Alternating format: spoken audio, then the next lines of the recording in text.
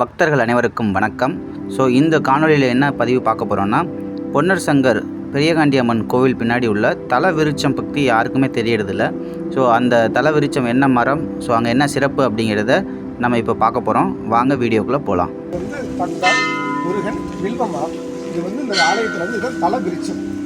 இந்த கோவில் மெயின் உங்களுக்கு மூலஸ்தானத்தை வழிபட்டுட்டு அப்புறம் வில்வமரத்தை வழிபடணும். இந்த வில்வமரத்தை கழிவுகள் போனால் வினைகள் தீரும். உங்களோட வினைகள், இந்த கர்ம வினைகள், எல்லா வினைகளும் தீர்ந்து குழந்தை இல்லாதவங்களுக்கு குழந்தை கிடைக்கும்.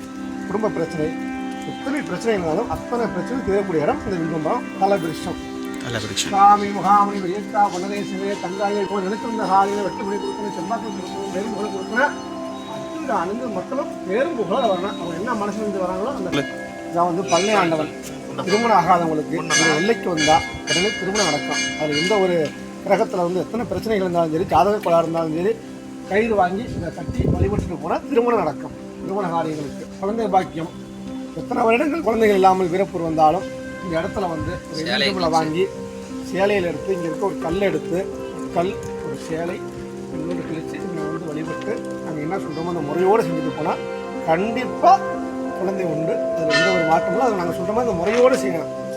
ஆமாம், அந்த முறையோடு செஞ்சால் கண்டிப்பாக ஒரு ஆண் வாரிசோ பெண் வாரிசோ ஒரு வாரிசு உண்டு. இருந்தாலும் நேராக வில்வ மரம் இங்கே இந்த ஆலயத்தில் வழிபட்டு போனால் கண்டிப்பாக குழந்தைகள் உண்டு. சாமி முகாமி குழந்தை இல்லாதவங்களுக்கு, திருமணம் இல்லாதவங்களுக்கு எல்லைக்கு அனைத்தும் வெற்றி பிடி கொடுக்கணும். வெற்றிவேல் வீரவேல் முருகா இதை போட்டு